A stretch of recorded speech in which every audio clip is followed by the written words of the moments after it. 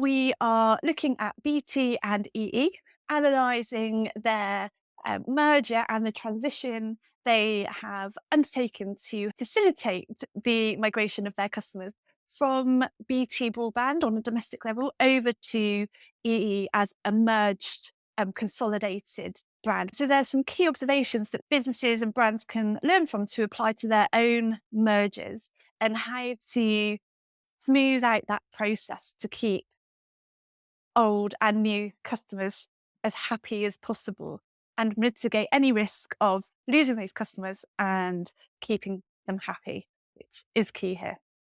So will everyone win in this scenario, in a merger scenario?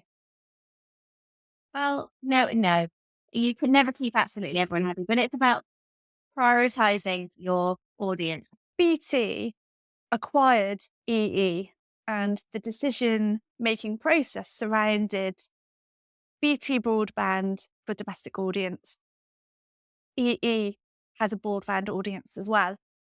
They had two very different brands, two very different customer sets. However, all the processes and the services that sat behind that are the same. So they were operating in silos, and in an ever growing competitive market, efficiency was needed. So they had to do something about that dual branding and bring them together somehow. So they decided to run with the EE brand because it was more future proof. It represented the future younger audience. And at a cost of that, they have dropped that BT brand, which had predominantly an 85% 65 plus age group audience. So they've definitely chosen the younger age range at a cost of that old audience, good or bad. So Yeah. that's what's happened. It's the learning from how can brands appeal to old and young customers? Is that possible? What would we advise to them off of the back from our I think observations? they've used an interesting and probably not the right word for them, but an interesting narrative, which is to go down the route of children and youth. So one of the first campaigns that they put out there was all about children, children's safety, that kind of thing. And if you look at the generations that would be sitting in that BT group, you've got grandparents in there as well. And often they've got a lot more worry around, everyone's got worry about their children being online and that kind of thing, but they've got an added worry. So they're actually, although they're appealing to a younger market, they're also targeting that older market because grandparents care and want to look after their grandchildren and have opinions about how they can be brought up and, safety and that kind of thing. I think it Clever works for that. on that choice. I think EE with its launch campaign tapping into the grandparents, the emotive reasons of why you would want to trust EE as your new brand if you've moved from BT. It's it's current day. That's what's on people's minds, isn't it? Safety, looking after our future generation, and it's also evolved from it. I want to say more fun campaign messaging. So it was always about it's like Kevin Bacon skydiving. It's like how far you can push boundaries, wasn't it? So yeah, I think they've played it differently to support this launch. So I think they've done a good job in evolving their positioning in that Yeah. way. They've really tapped into that emotional marketing piece and situational marketing highlights the situation that the family is in. They showed that one where all of the family was struggling with their broadband and with EE, it's faster and that kind of thing. So it's really tapping into that need and want of everyone being able to do everything all of the time, which also fits into their everything everywhere. That is what EE stands for, isn't it? I think is that still the strapline? Sure.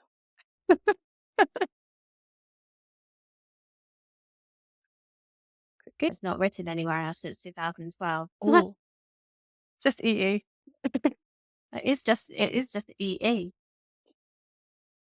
Well, that just shows my age, doesn't it? And how long I've been bought into it. But that ethos is still there. Everything everywhere encompasses them going out and reaching out to different areas of people's lives and how they can impact and make those lives better.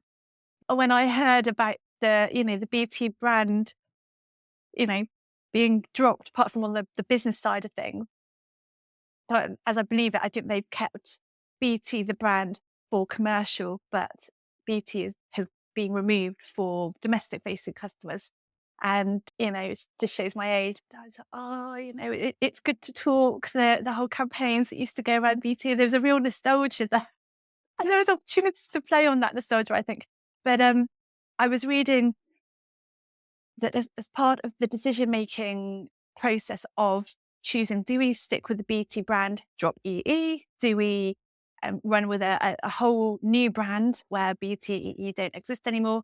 I think one of the points they had chosen to build a business case as to why go with EE was that the BT brand had always played on legacy marketing. So it was about that nostalgia, which younger generations just can't connect with. So you're instantly chopping off that audience, and you'll have to build from the ground up to build that relevancy with them. So EE had already made headway on engaging, uh, the fresh audience. So it's more about just trying to get as many of the BT customer base over to that belief as well.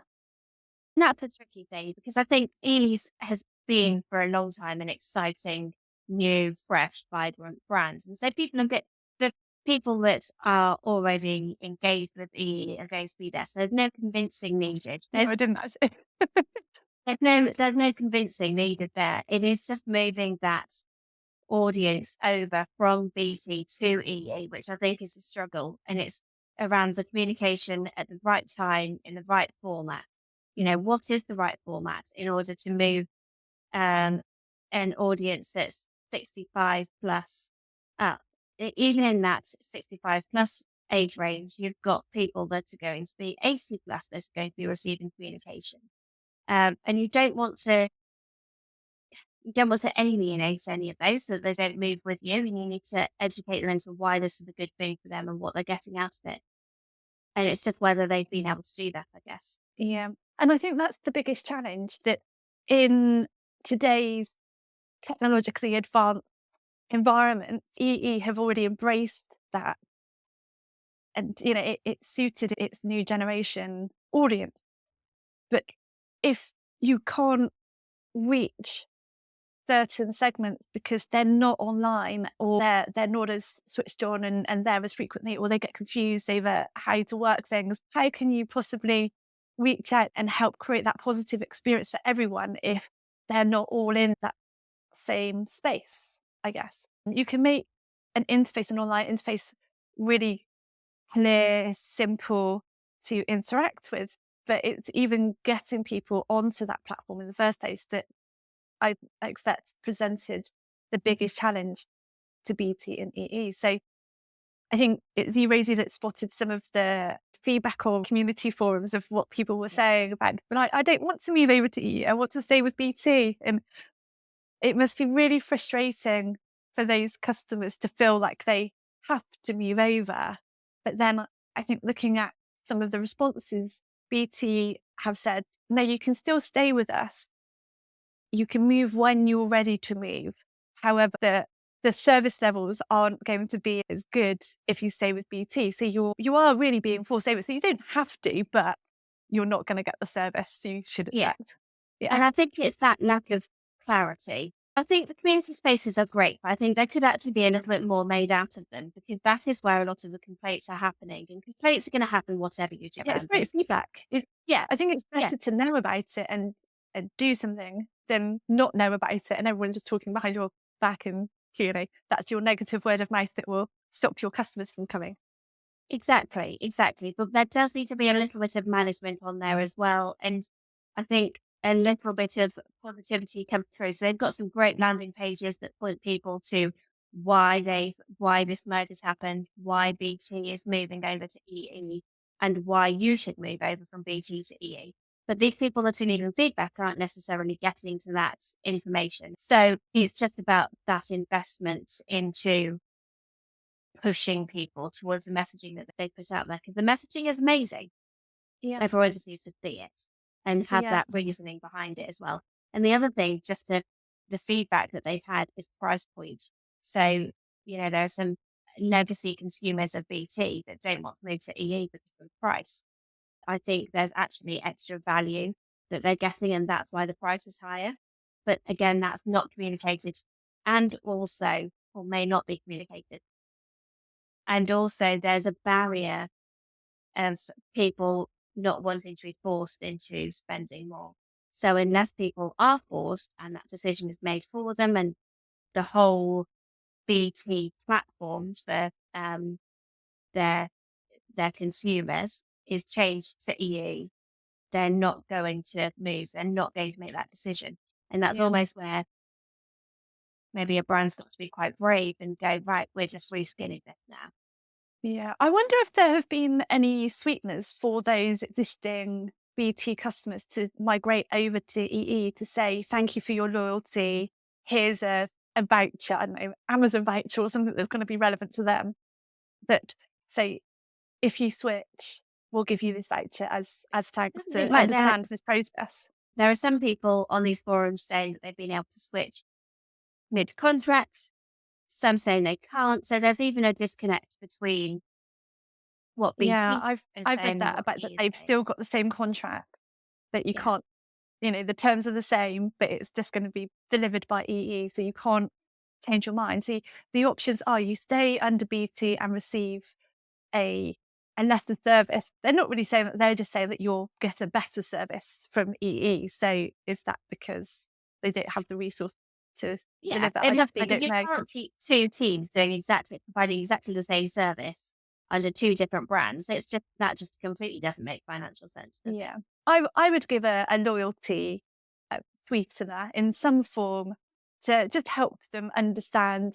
If you're loyal to BT, thank you so much. This is the position we're in.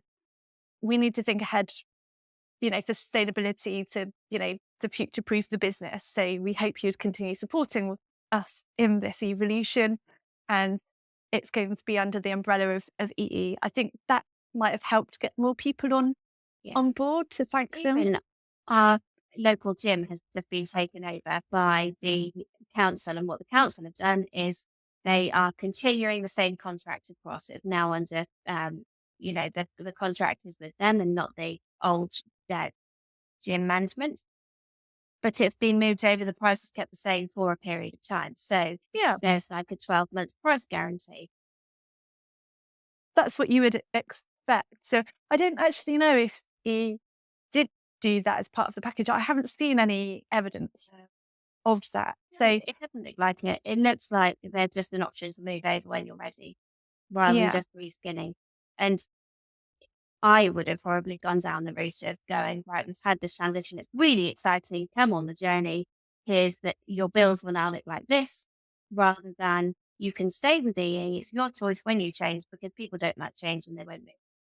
exactly. Yeah, just give them Mm. a bit more reassurance on their prices aren't going to jump up by a third on top of what has already happened in the Yeah. market anyway. Everyone is just cautious and they need stability and certainty, don't they, around that. So maybe that's where some of this has come from. For me, customers will be happy. They'll continue getting insights from feedback and refining that so that customers stay on board, and maybe some of the legacy BT customers start to feel more comfortable and jump over. It takes time. So what has it been? It's just over a year, isn't it? They've been running this as a Yeah. live campaign now. And it was And 3 years in the planning as well, wasn't it? It's not a quick decision they've made. yeah, So nothing happens quickly, and they've done yeah. incredibly, What was really well. interesting, which I'd love to see more of this in action actually, was they have taken a brand centric approach to their entire value chain. So rather than senior leadership teams saying, right, this is how we're going to design and deliver our product, and brand marketing, you need to promote that out to the audience, create a brand to make, to align. It was actually the brand team that came up with all of the ideas on how the product and the processes should look, and fed that information to the strategic team, and they decided to make it happen. So that was quite a rare instance actually, where I've seen brand and strategy, really listening to each other and valuing the importance of brand teams, brand and marketing teams are really on the pulse with what customers want and where competitive advantage can be achieved. So yeah, they fed that to the strategic team and that then implemented the changes all the way from the primary customer facing deliverables to the back end sort of the IT structures that sit behind it all. So yeah, I was actually really impressed by that. So you don't often hear it. It's normally like the senior leaders make the decisions and then brand and marketing finally hear about it. I think that's why we love EE as a brand, because it's actually the ethos around it is really bringing everyone together. And when you find out that they are bringing everyone together and listening to ideas and sharing and collaborating, it makes sense that that's how they appear outwardly as well. It strengthens that brand value that they've got. It's really Yeah. nice that it comes through more naturally. It's authentic, isn't it? Employees need to be on board. They need to be excited by it. They, if say the decision of BT going under the EE brand really wasn't welcomed internally, it never would have worked externally because people just wouldn't have had their heart in that launch. And you can really tell that the team was behind it. I think the chief of marketing, Peter, he has been part of the business for I think 13, 14 years, I want to say. But yeah, he has vast experience in this particular business and it's his baby. He wouldn't have wanted to be, too risky. I think he would have really taken everyone's support and opinion on board in that decision making process. So I do believe in the decisions that have been made. I think the future is always the right decision because you can't stay in the past. So, yeah, I think the approach is great. It's what other businesses, other brands can learn from this going forward. Um, Yeah, and I think that's an interesting one in that they've chosen to go with the strongest brands for longevity. And yes, BT was a historic beacon of, brands, British brands, but EE has created that as well. So EE has moved with what we now need from brands to have that authentic, lovely, feel good brand that's there to support the consumer, is built around consumer needs, not just selling a product. yeah, yeah.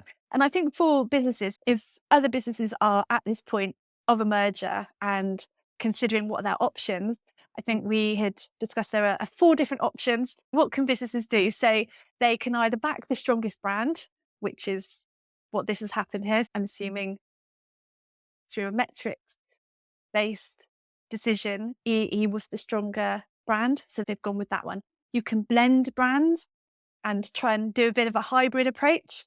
Could create confusion, especially if the two audiences are vastly different and the history that goes behind them. You could do a brand new approach. I think the business case behind not doing that for BT and EE was that it takes a long time to build trust in a brand, and they wanted to try and keep rolling with the EE brand that was already successful for them.